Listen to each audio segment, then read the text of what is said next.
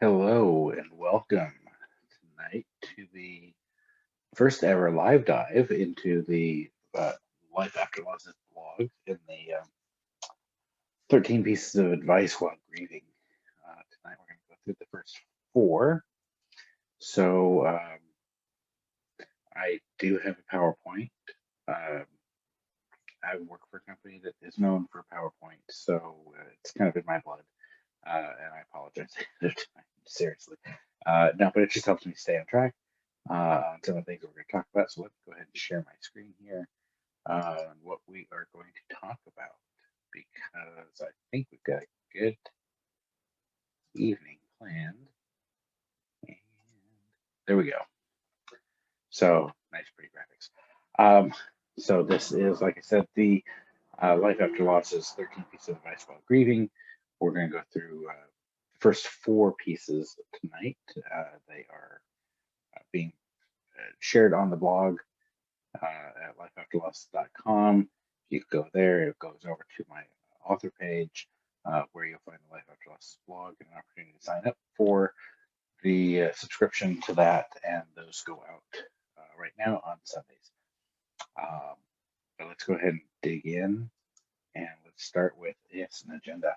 So first of all, we're going to talk about some introductions. I'm going to tell you who I am for one, because you probably don't know, and maybe might want to know that. We'll talk a little bit about the Zoom basics, some of the things that you can do, and some of the things that we'll want to be doing while we're doing this meeting.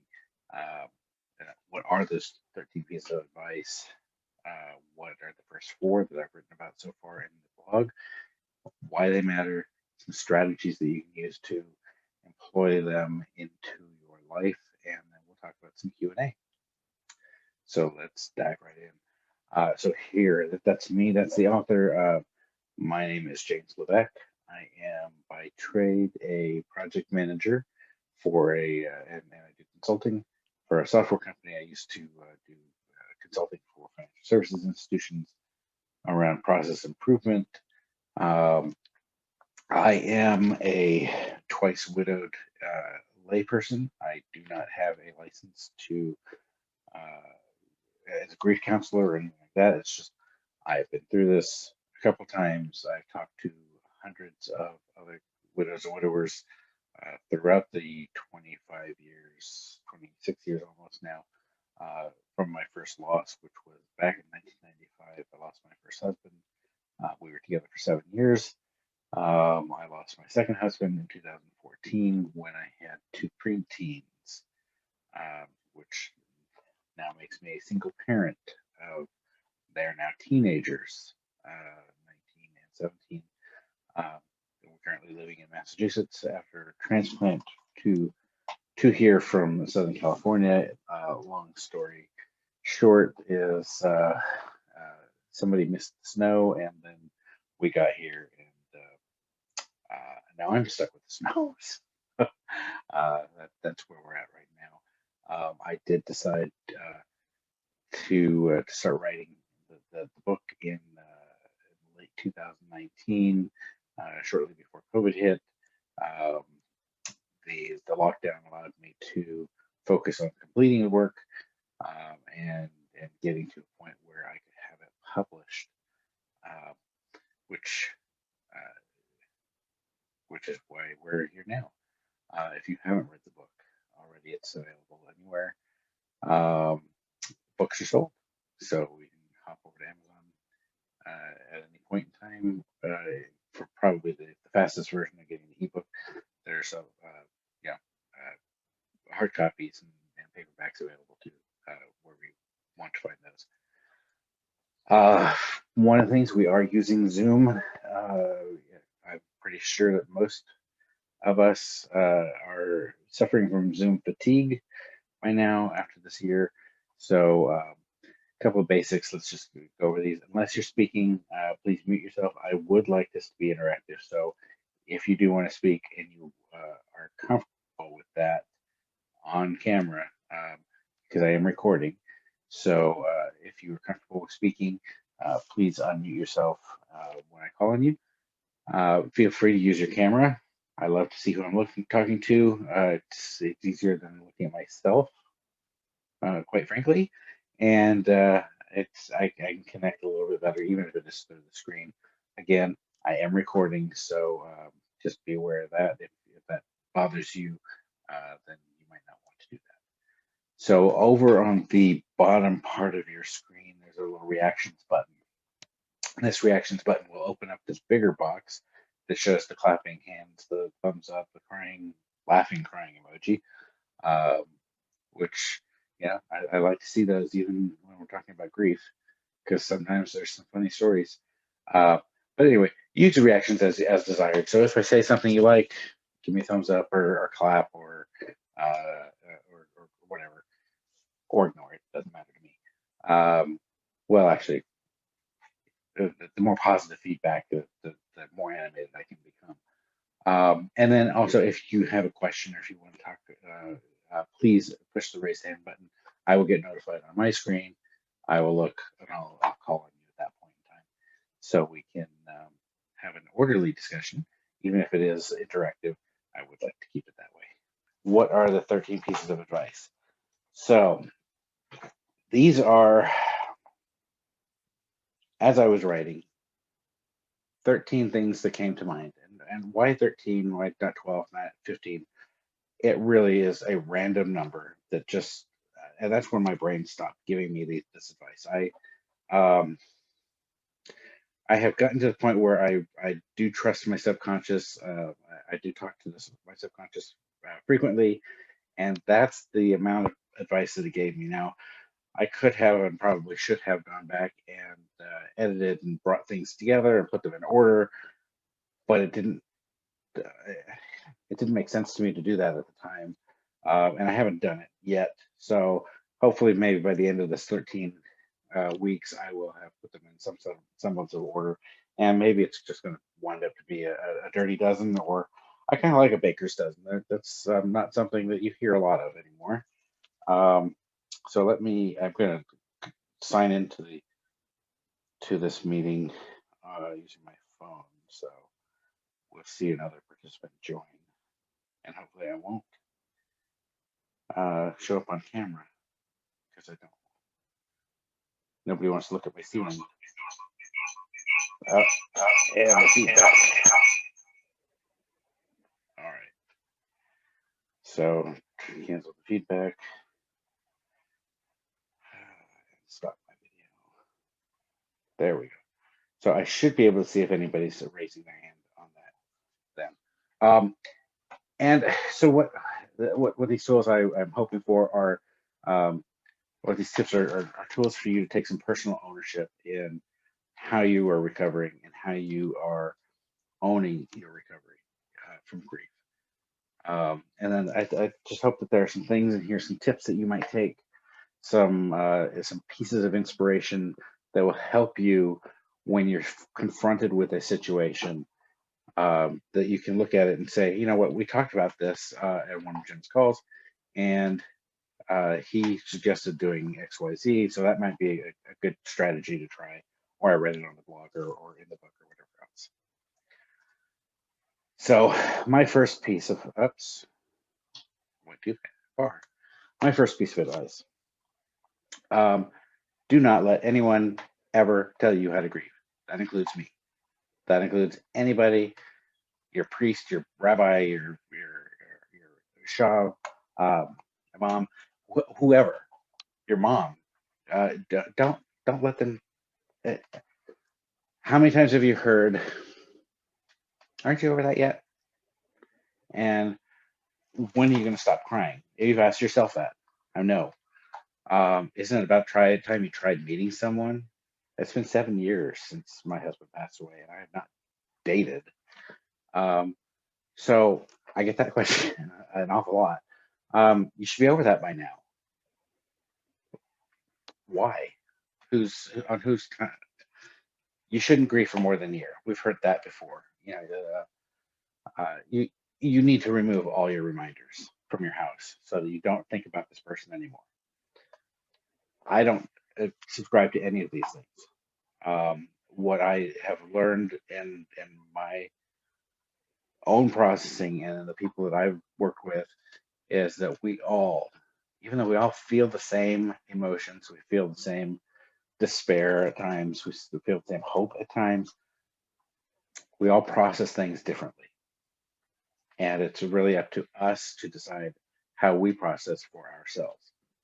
I don't see any questions yet. Okay, so have you heard any other? What are some things that maybe you've heard that you don't think are very helpful to help you grieve? I'm sure there's more than what I've just listed here. Um, boy, I should have probably used the laptop instead of the phone. My eyes can't see this. But I don't see anything in chat. So I don't see any hands up. So I think we are going to continue and move along. So think about what other things you might have heard about how people are telling you how to grieve. Why does this matter? Why is this one tip so important? Because you control your healing. Nobody else can control your healing. You're the one that's going through this. You may have other people that have lost the same person, like my children and I lost the same person. My way of dealing with the grief and my sense of grief was different from a different perspective than theirs was. So even though you're grieving the same person, you're going to grieve differently. And I think that's going to come into play with one of the questions that was asked on the pre-registration site. Another reason this matters is that you accept that this journey is yours. There's no your fault or desire of your own. It's yours to take. None of us want to take this journey. We've all joined a club that, the membership price is too high, quite frankly, and nobody would want to join us. But these are the cards we're dealt, and we can actually get beyond the initial grief and the active grieving with some time and some support and some strategies. And then it matters because you are the one that gets to decide who's traveling with you on this journey and how far you're going to let them. There are some people that you are not going to want to see you do your ugly cry. And there are people that you absolutely need to ugly cry in front of. That's up to you to pick and choose who those people are that can help you pick yourself up. And then you really are the only one who knows the relationship that you had with your loved one. And you're the only one that really knows yourself. And a lot of times you're going to, I hear people say, I don't know how to do this. Why? How can I do this? My answer is usually along the lines of, I know maybe you don't know it right now. You don't know exactly what to do, but if you did, what do you think you could do? And so let's talk about some of the strategies too as we get through these first four. Number two, my number two piece of advice, don't compare your grief journey to anybody else. We just talked about number one, how your journey is yours, your timeline. Nobody tells you how to grieve. Some of the things I have heard is I went through the closet, 2 weeks after he was dead and got rid of everything. And some people say it took me 3 years to get through the closet.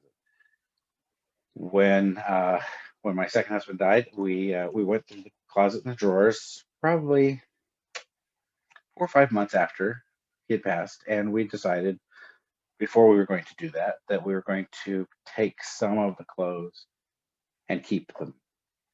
Something if it was something that he wore frequently, and we wanted to have that memory. Eventually, what I had planned to do is use those clothes to make quilts to give to the kids.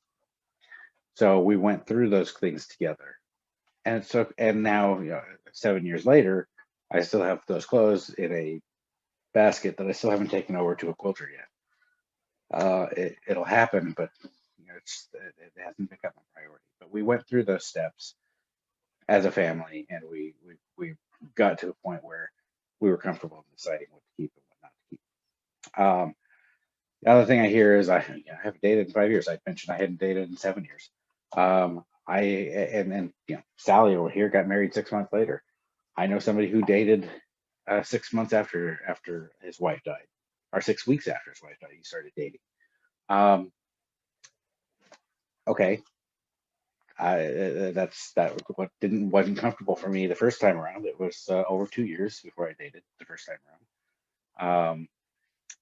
Complications with the second one, having kids in the house. So I had different priorities. I needed to focus where I needed to focus. And then you have other people telling you it's been a year of constant tears, and it's I haven't cried at all, and then all of a sudden a date hits or something hits, and then you start crying constantly. Those things happen. That doesn't mean that anyone is progressing better than you, or that you're not progressing as well as anybody else, or that you're progressing better than other people. It just means that your grieving is different. There's no comparison. We all have to go through the same thing. We all have to go through those closets. Does it matter the timeline? I really don't think it does. So no hands up yet. Nothing in chat that I can see yet. All right. So why does this matter? Number two. Inevitably, when you compare yourself to somebody else, you're either going to be inadequate or you're going to be thinking that you're superior. I don't think that people are inadequate or superior to other people. I think that we have different experiences. Some are positive, some are negative, and then we decide what those positive or negatives are. How another person goes through their grief really doesn't say anything about their love, their loss, or your love or your loss. Just because my friend started dating 6 weeks after his wife died didn't mean he loved her any less than I loved my husband. We have different reasons for wanting to do things and needing to do things. So we have to respect each other's own paths and our own journeys through this process. Again, we all process on our own timelines and in our own way. So remember, number one, don't let anybody else, including me, tell you how to grieve. That's actually the only thing that you'll probably hear me say is, I won't tell you how to grieve, but I will give you some advice on addressing some of the topics that I have seen as important enough that people are considering those as blocks in their journeys.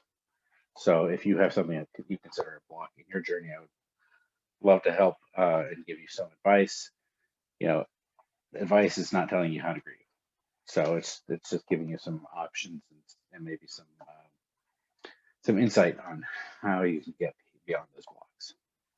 And then again, comparing your journey to anybody else's doesn't serve you.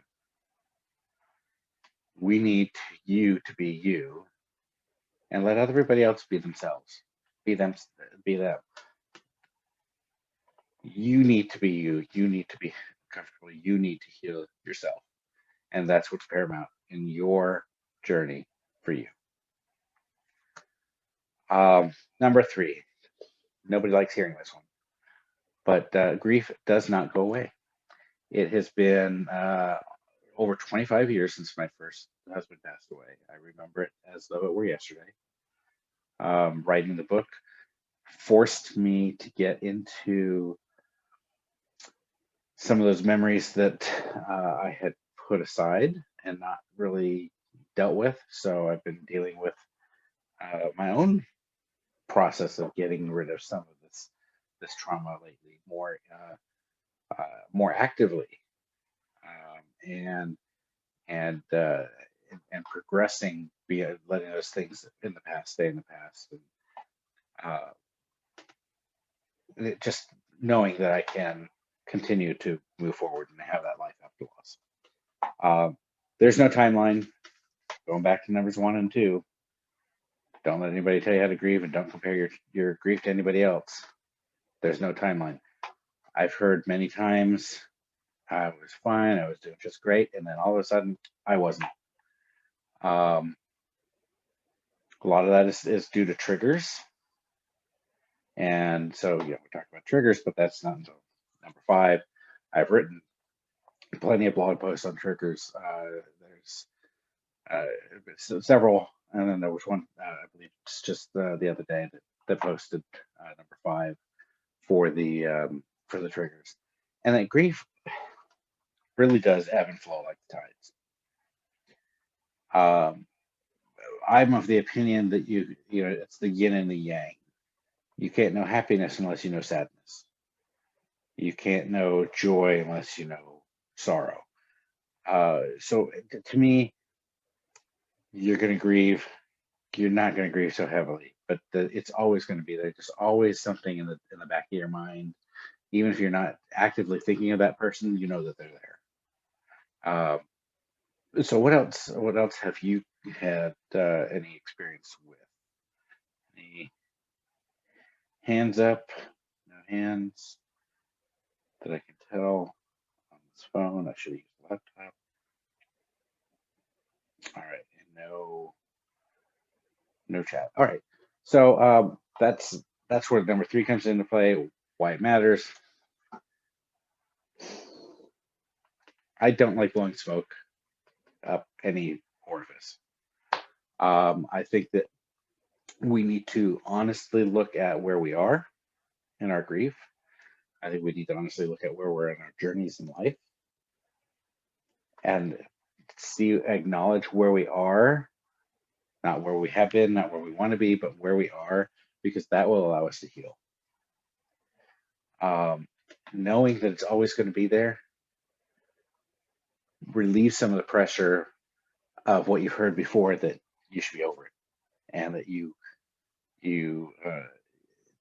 can get over it. Because I'm of the school, and I may not be right, but it's serving me. I'm of the school that it's always there, and that it's okay to have that back there, and you deal with that trauma and move forward. But that also shapes who you are now, and who you become, and who you have become up until this point. So I wrote about this in that blog entry about this topic of the shadows, and how I used to envision the shadow being overwhelming and just all consuming, so that I was basically sitting in the dark, much like the picture that was with that graphic on that blog entry. And I started reframing that, because it wasn't always dark. And a shadow is just a piece of me that's attached. And I likened it to the shadow that escapes Peter Pan as he comes through the window, and Wendy has to sew it on with a thimble or a kiss.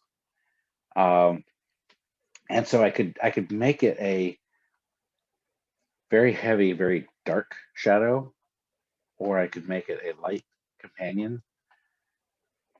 And I'm choosing to go with the light companion, because I think that works better for me. And I know when somebody's very actively grieving and it's very early in the grief stage, that doesn't sound feasible.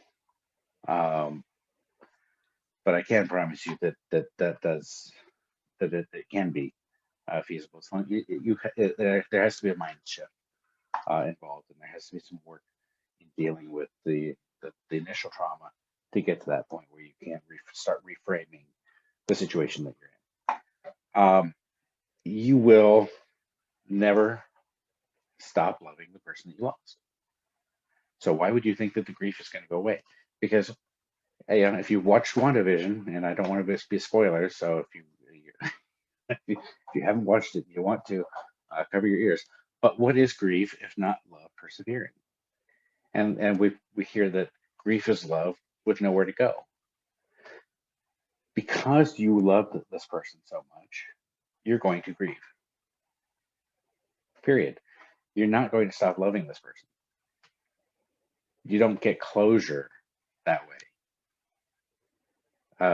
So you need to understand that it's there, that the grief will always be there, just like that love. It's just going to be in a different form, and maybe not with the intensity that it was when that person was alive and in your life. So there's that little philosophy there. Number 4, take care of yourself before anyone else. If you're depressed, you need to treat your depression. See a professional. There really needs we really need to eliminate the stigma of seeking mental health, especially this last year. We have all been quarantined. We've been locked away. We've been sheltered. We have had to forego human contact with,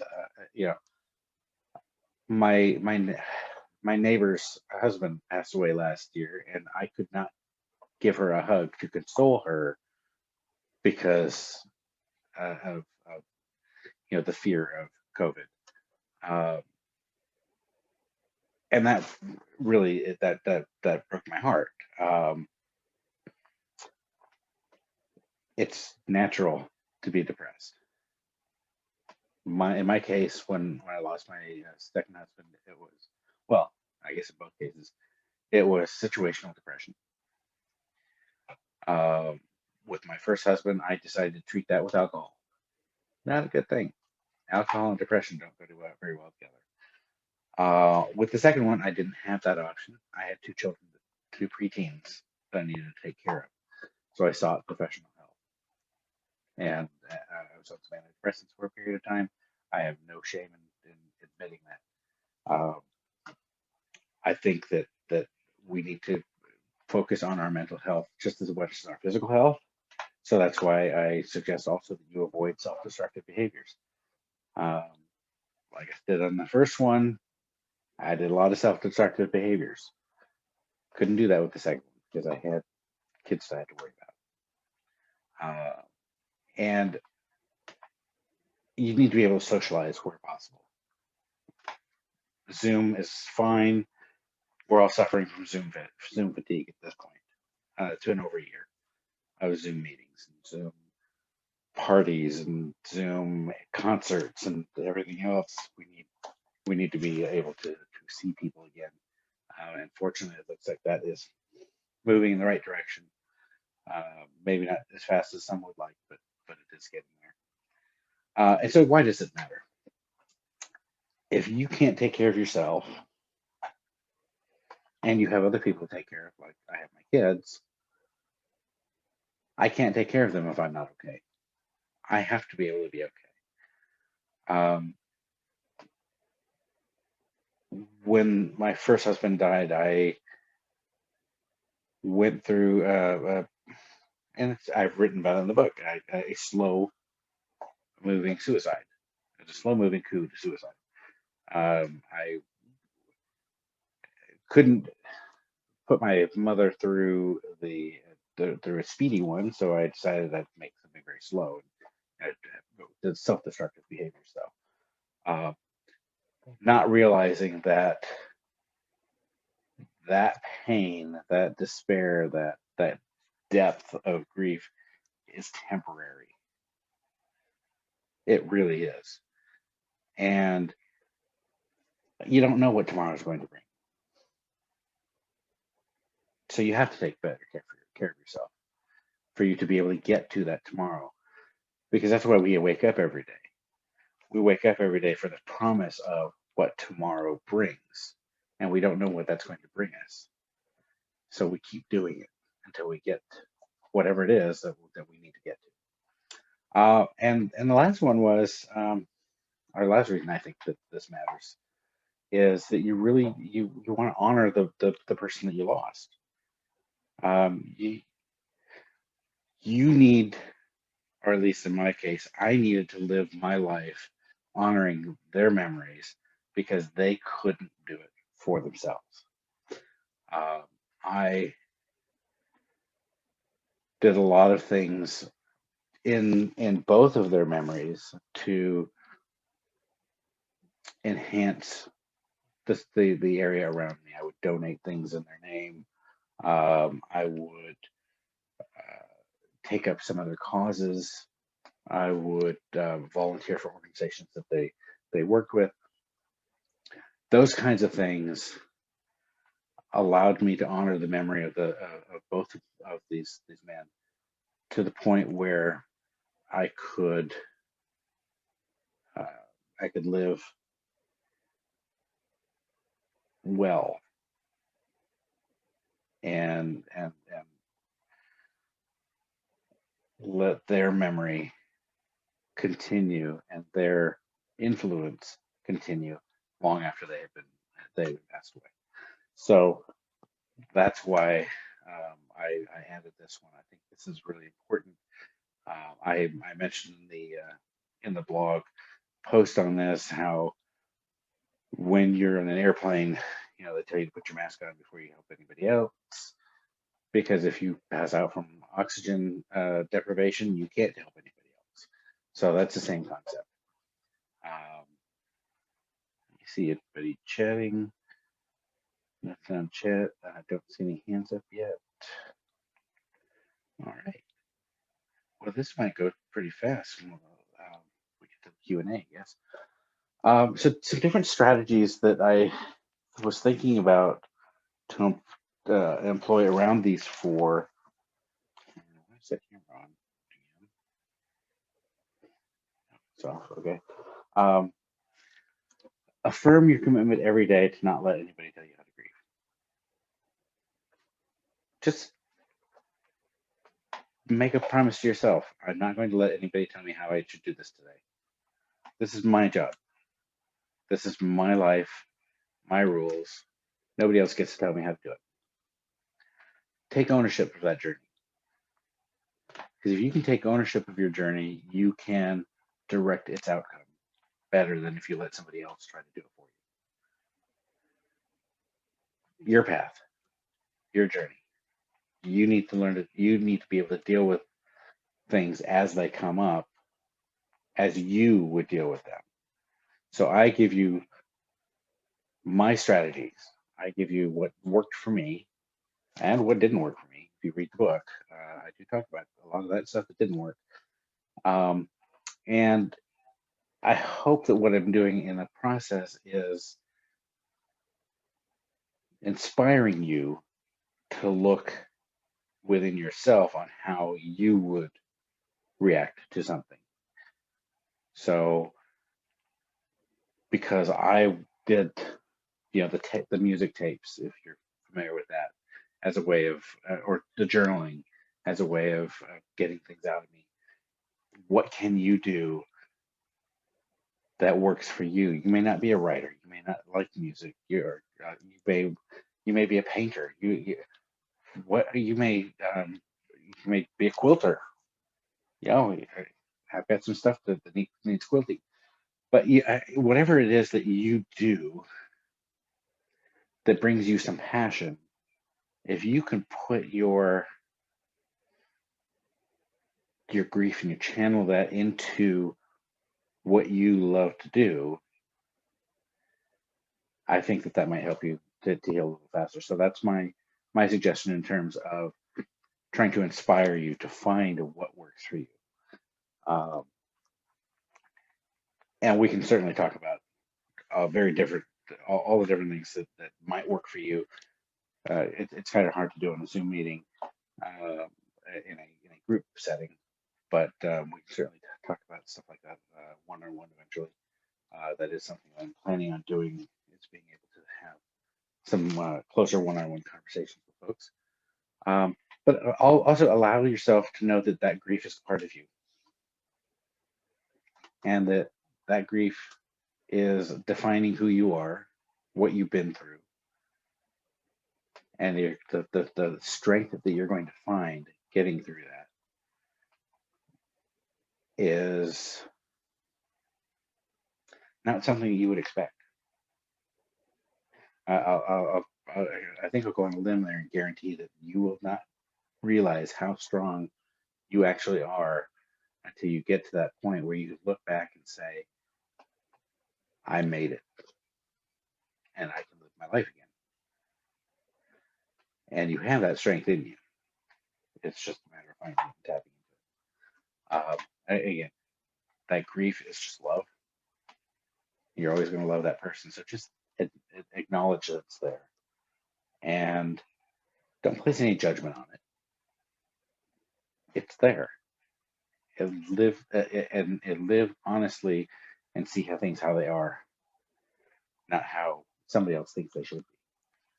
And then see if you can this week do one thing, just take one little step on making sure that you're doing something to take care of yourself for practice and practice some self-care.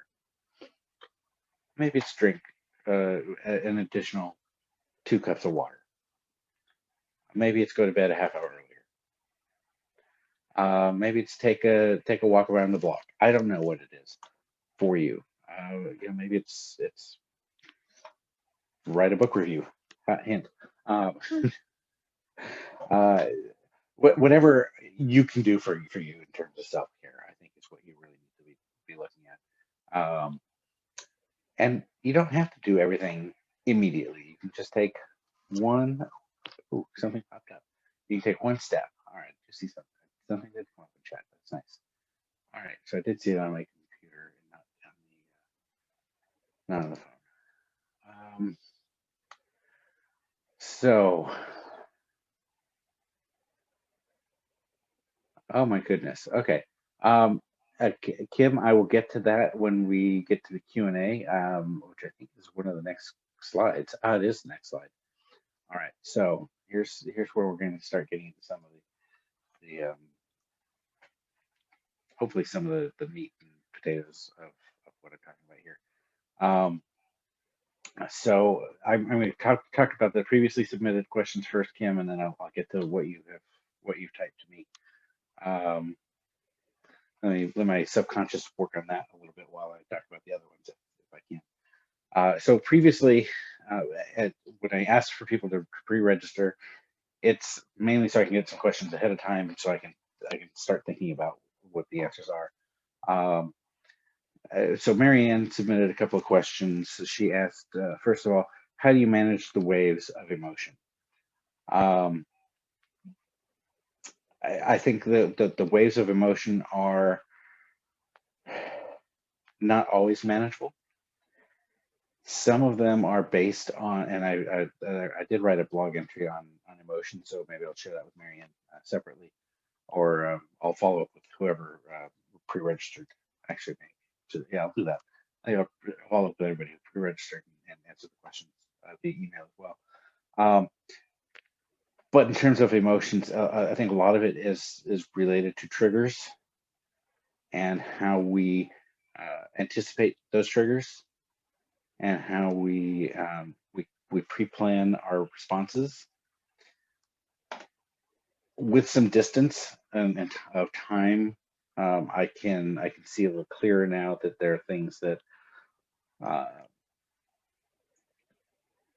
that in terms of a specific date is coming up, for example, and that this was a birthday. How do you want to celebrate this person's birthday? Because the date is not going to go away. The date's always going to be there. The date will always stick in your mind. You're always going to say, or Mother's Day, if you've lost your mother. So that the dates are always going to be there. So you need to. One of the strategies around the dealing with the emotions is looking at those events that you know are going to happen, or looking at things and pre-planning your response. Well, what happens how will I feel if X happens? How will I feel if Y happens? How do I want to celebrate that birthday? Do I want to go off in the corner and cry? Well, that's a valid response if that's what you want to do. Just be aware of the emotions and what is triggering those emotions. I think is a big piece of how you handle the waves. But there are times when I'm just minding my own business and a song will come on the radio and I'll just burst out. Or when I was at the grocery store, for example, buying something and it struck me I'm shopping for one. Um, those kinds of things are kind of hard to manage, but if you but you try to anticipate those kinds of things happening. And I know it's not always possible, but it's worth trying. Marianne also asked, how do you manage thoughts and loneliness?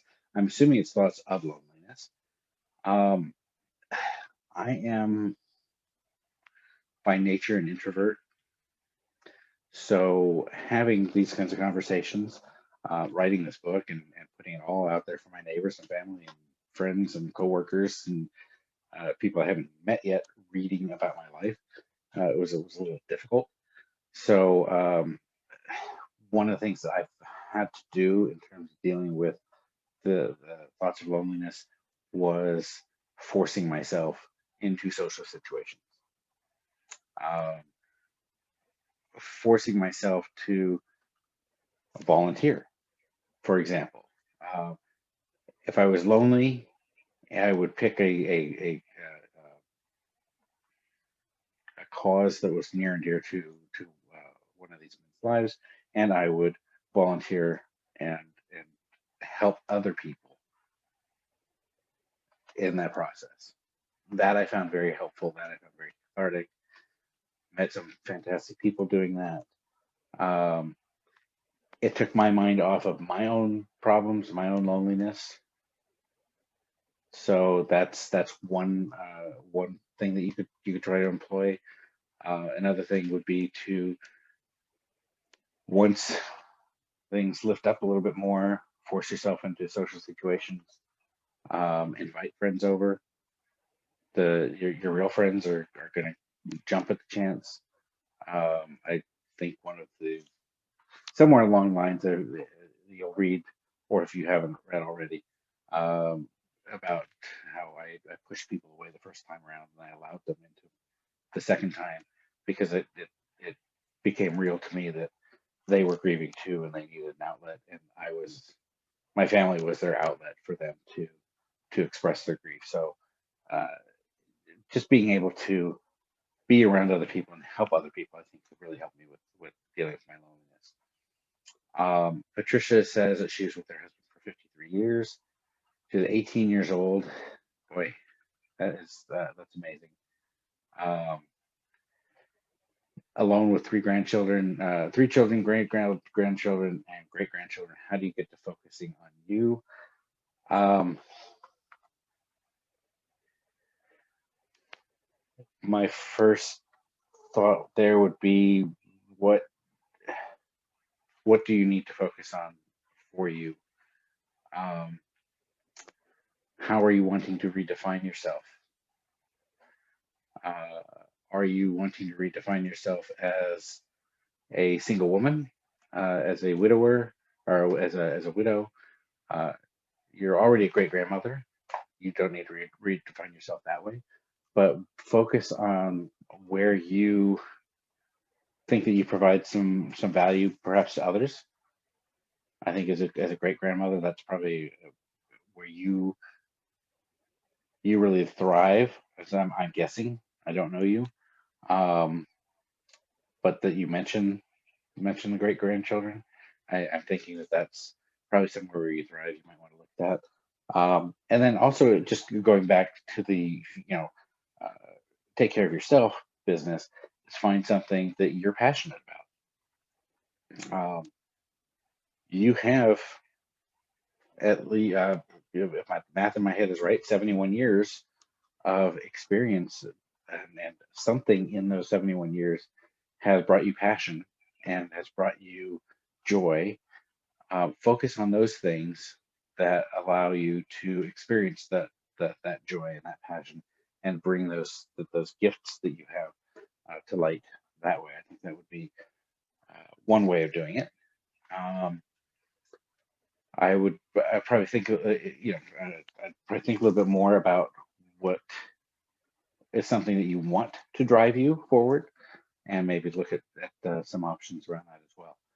I don't know if you're online or not. If you are, if you can raise your hand, we can chat further, or send a message in the chat. If not, you can probably email me later, and because like I said, I'll email everybody after this call. Well, not tonight, but maybe tomorrow. All right. So Maria asked a couple things. Why do some people get over it already? I think I mentioned earlier. I'm of the belief that nobody ever gets over it. They just process it differently, and maybe they're suppressing it. I don't know, or maybe they actually have gotten to the point of acceptance, and don't feel the need to dwell. It's hard to tell with anybody, but again, your journey is yours. You really shouldn't don't even bother comparing it to somebody else, because they seem to be over it doesn't mean that you need to be over it. Again, and the grief is like number 3. Grief, I think, is always going to be there. It's that love that never leaves. So if you embrace that, you don't have to wallow in it. And then, why do couples fight when they're grieving? My initial reaction to that is couples fight regardless because of a failure to communicate clearly. I think you need to discuss what your expectations are and what your feelings are. And if these 2 questions are together and about the same person, maybe the conflict is that other person feels like they've gotten over it and you haven't. There's going to be some conflict. Understand why you think and have that conversation about why you think they're over it already. And I don't know if those 2 questions are combined or not, or meant to be linked. That's just where my subconscious took me. And like I said, I do tend to trust my self-conscience in telling me things. So clear communication is really the best piece of advice I have around avoiding fighting,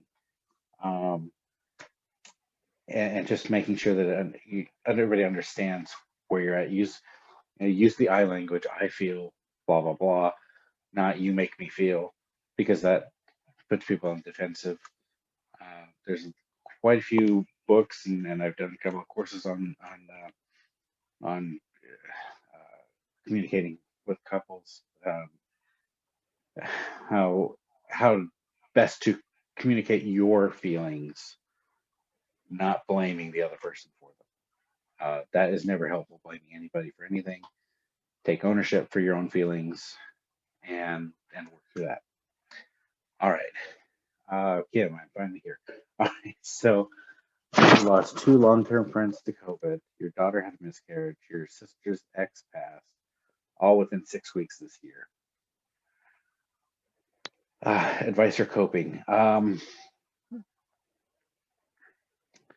within this year, to 2021.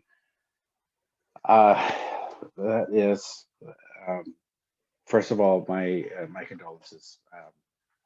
I sense that is that's got to be weighing very heavily on you. Right now, if it was just this year, 2021, that's within the last few months, and if that was all within 6 weeks of each other, I don't think that you have probably allowed yourself time to breathe and deal with each one of these losses individually, and that's understandable if they're coming on you one after another like that.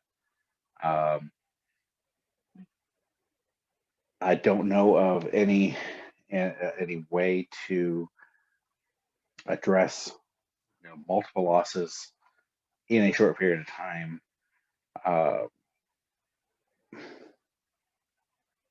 other than I'm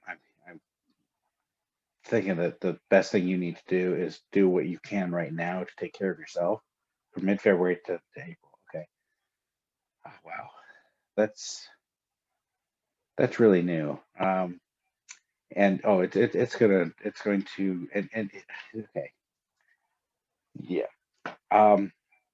So here's where I'm going to compare.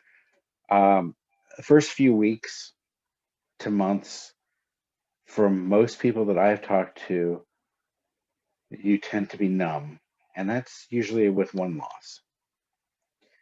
You're dealing with 4, if my math is right, if I'm reading that right, in a short period of time. And you haven't had time to process any one of them individually for any length of time, or to the point where you can start feeling like there's light at the end of the tunnel. So what you my first piece of advice is do what you can right now to take care of you.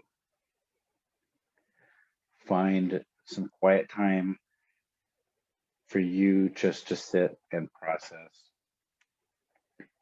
what's going on. I almost hesitate to say it, but there's almost, again, my subconscious. Uh, I'm I'm I'm sensing a need to probably prioritize which of these 4 deaths you need to focus on first.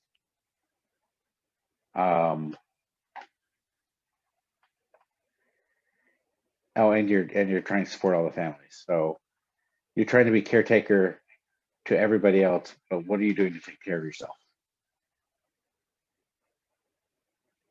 And crying randomly is fine. I mean, you're grieving. You haven't had time to let yourself grieve, or to get to a point where you can see that there's light at the end of the tunnel. But there is light at the end of the tunnel, and it's not an oncoming train. You can get there. It will. Time is the great equalizer. I've written that. It's going to post at some point. I don't know. I've got all of my May writing posts that are written and posted, are scheduled to post anyway. But time is the great equalizer. Um, you will manage better with time. But again, my advice right now is to do what you can to take care of yourself. Trying to be a caretaker for multiple families is going to take its toll. Allow other people to help you.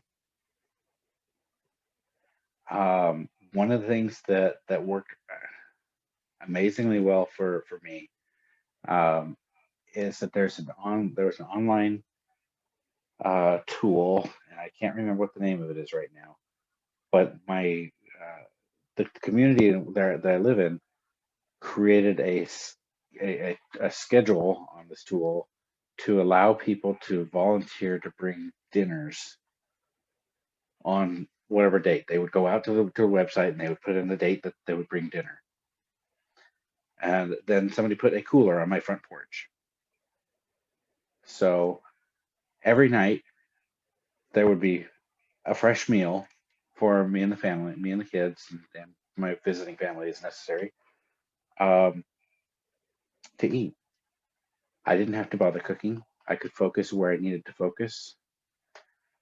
And it allowed the community to help us when they also were grieving and didn't know what else they could do. So if there's a possibility that you can do something very similar to that,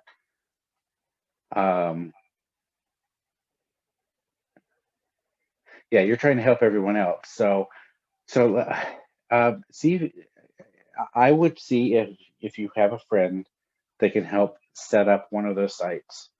It's like deliver a meal or something like that. Uh, it's been 7 years, so I don't remember all the individual details, but it was something like that where maybe you can get some churches involved to help deliver meals to these families, so that you can, because you need to focus on allowing yourself time to process and to grieve. And time, like I said, time is the great equalizer. But as you just written here, it can't happen fast enough in distance, right? Because the time is going to tick on as slow as it needs to, or as fast as it needs to. I mean, at some point in time, it's you can hardly believe that it's been a week. Um, and other times it just feels like, oh my gosh, it's only been a day.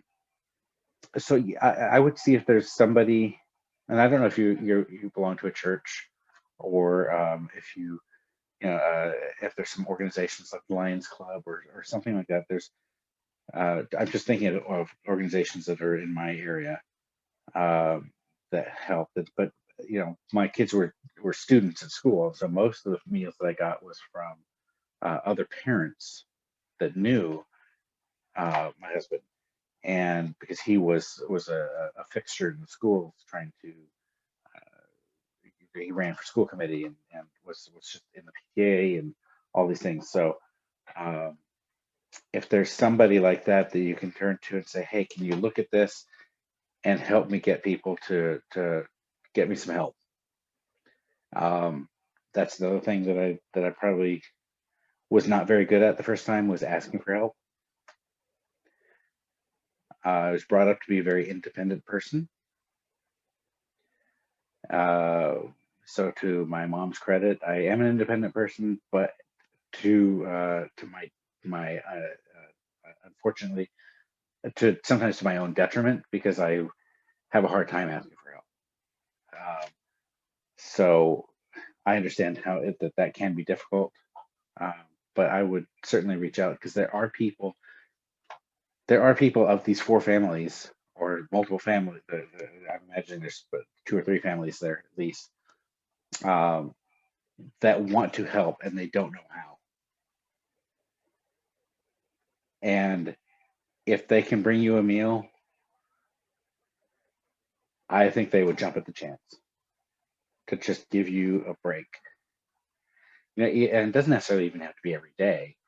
I mean, I literally don't think I cooked for 3 months. Um, but they would. I think it's a great way for people to give back to you, or to help you, and to feel like they're helping a family who's grieving. So I'd like to look into something like that and see if there's a friend that could spearhead that one.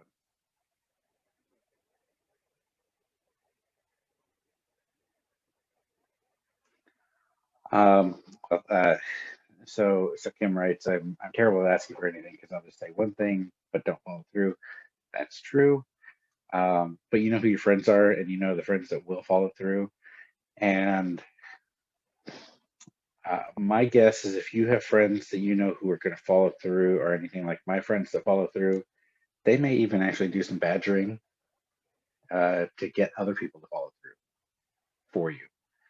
Um, the worst case scenario is that nobody can help, nobody follows through. So what do we do there? Worst case scenario, nobody follows through. Uh, you're still cooking, or you're still doing something. But best case scenario is that you get a little bit of a break. And I'm sorry that you're crying, but I'm kind of glad that you're crying, because I do understand what it's like to go through these things. I don't understand what it's like to lose four people, including a baby that would have been your grandchild. I think, if I read that right. Um, yeah, I can't imagine. I get I get like on pins and needles, or I get very freaked out if I ever think about something happening to one of my kids. So I can't even imagine that kind of loss. And your first grandchild. Okay. So yeah, I but so I may not understand the individual circumstances. I do understand the pain that you go through. I think anybody who has been through a loss um, can understand it, and most people are going to be empathetic. And again, I don't know if you belong to a church.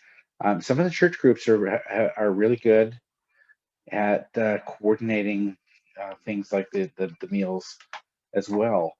Um, a lot of people, I know I volunteer with one of the church groups. I'm not a member of the church, but I volunteer with that group to bring meals to I guess it's like a halfway house, but it's a home designed to get people working again after they've run into hard times, and they're basically homeless, but they now have a home and they're able to get the training and stuff that they need to work, but they have us bring food to them, and so every 6 weeks or so, uh, the church group that I'm volunteering with, that I'm not part of, will bring food over, and so I think that's just another way for me to kind of pay it forward. Um, but I think there are possibilities out there for you to maybe get a little bit of a break. Um, the maybe the people the coworkers of these friends might want to do something. Um, a lot of people know, they'll tell you, if you need anything, call me. Now's the time to take them up on that. Call them. Um, I don't think anybody ever actually expects anybody to do that. And for anybody else who might be listening, um, if you tell somebody, if you need my help, let me know. Most people, like him, like me, have a hard time asking for help. So instead of putting the burden on the person who's grieving to ask you for help, just tell them what you're going to do. Hey, I'm going to bring you dinner tomorrow night. It's the least I can do. Offer to do things, not and try to take the burden off of the person grieving from asking. I'm sure someone in your life, Kim, can help you with those, uh, trying to get those meal things off the ground, if that is something that can help you.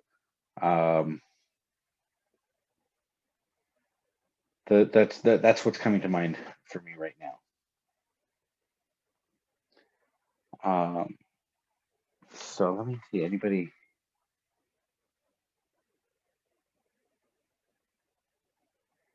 Yeah, exactly. So Kim said she always says that you have to reach in, because the grieving don't usually reach out.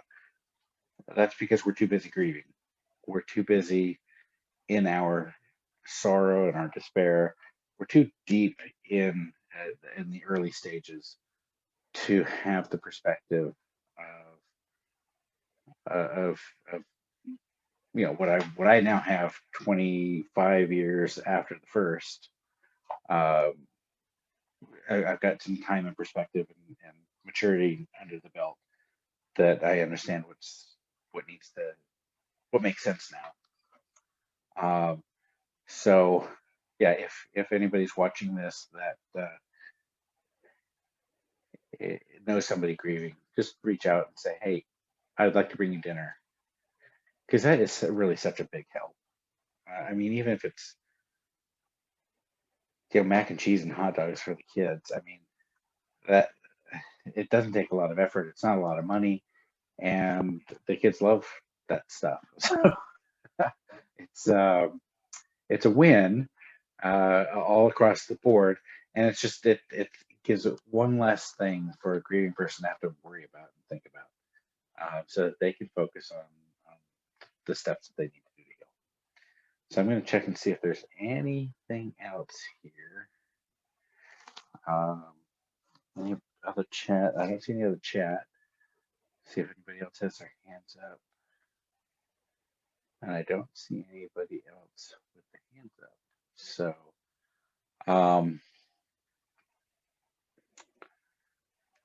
all right. Kim, I hope I've answered your question to the best of my, well, I've answered your question to the best of my ability. I hope that it sounds like some of it did help you. I'd seriously look into having somebody see if they can set up one of those meal boxes for you, just to, or for at least one of the families, um, and see if that takes some pressure off. Because, or yeah, ask other people to help. Okay, good. I'm glad. Thank you for giving me the opportunity to talk to you and help, and maybe ease your mind a little bit on some of these things.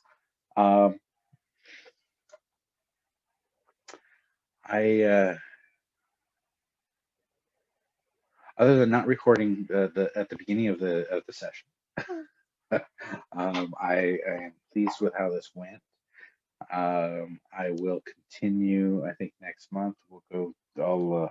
I'll bring the next 4 topics up in my 13 pieces, and hopefully we'll have more opportunities to chat. I'd love to know how people are progressing.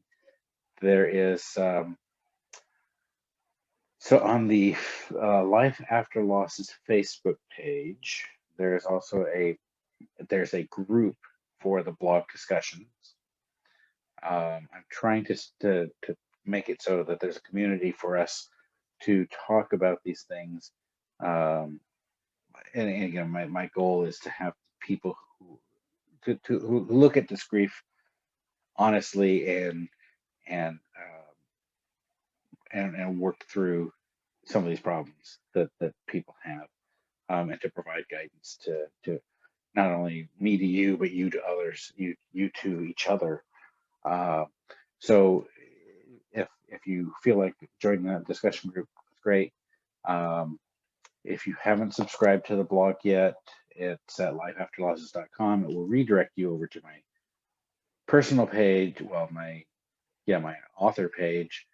There's a button for the blog. There's a pop-up that pops up that asks you to subscribe for it. Right now, they used to go out every Monday morning at 8 a.m. I found that people weren't seeing them that early on a Monday morning, so I've moved it over to Saturday, or Sundays rather. That seems to be getting some more reading. So the Facebook group is on the Life After Losses Facebook page.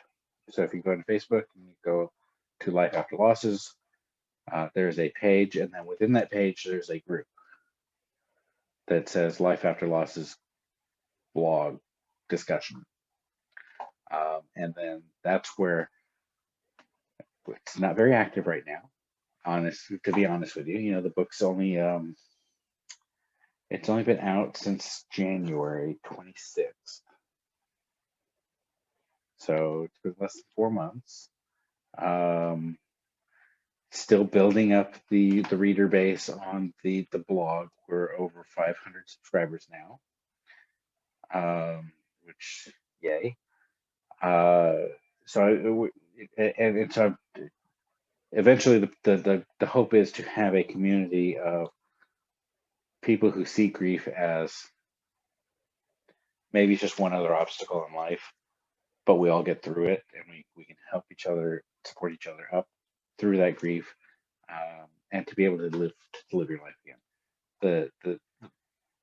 The whole point of the book was to show that you can go through multiple losses, and something that can look so devastating and can look so negative, there is light at that end of that tunnel. I did get to a point where I was very, I did an article recently for an organization called Grappling with Grief in Ontario, and the article I wrote for them was great, gratefully grieving, or grieving gratefully, something like that, one of those two. But basically, what I wound up discovering in this process of writing this book and getting to this point of sharing these details was I became grateful for the experiences of that first loss 25 years ago, because it helped me to understand what I was going through the second time and how my responses for the second time were more positive and non-self-destructive as they were the first time. And then I realized then that I was actually also grateful for the second time for giving me the closure to understand why the first time happened. And I thought that was very powerful for me personally. That was very powerful. And it was very cathartic for me to have that experience and to recognize that those things happened, I guess, for a reason that we don't always know when we're in the middle of it. But those things did happen, and that I was able to learn from those experiences. And it got to a point where I could not share the story of what that is, and that learning of the learning lessons from the losses that I think are universal. And I don't think it matters that it's a gay man writing about two dead husbands, or if it's anybody else. I think we all grieve very similar. We have the same emotions. We may process them slightly differently, just as individuals, regardless of religion or orientation or background or anything like that. But I do believe that there is something to be learned from everything that we go through, and that frees us to have a life of our choosing and of our desires, even after such devastating losses. So on that note, I am going to sign off. I do wish everybody peace. I do hope to see more or see you again, or more of you on the June event. I'll need to look at a calendar when that works for me, considering my day job. But yeah, I would very much like to continue this conversation. I think we're all at a point where we need something to believe in, and I do believe that there is life after losses, which is why I named the book that. So, at any rate, thank you for joining. I appreciate it. If you haven't subscribed to the blog, it's over at lifeafterlosses.com. Like I said, it will drop you over to the author page. It'll redirect, and you can sign up there, and you'll be among the first to know that when the next session is coming. In 2 weeks, I will be having another kind of a get together to talk about what is going on with Life After Losses moving forward. Not specifically around the blog, but we'll have now an open Q&A, so if people have questions about anything around the book, the blog, anything, I will be there answering questions again and sharing what's in store for in the next couple of months. I'm excited about where this is going. Might be taking me a little longer because I'm busy with work, but I'm getting to a point where I'm going to have something very, I think, helpful to share with a lot of people. So until then, have a good evening, and I will see you in 2 weeks. Good night.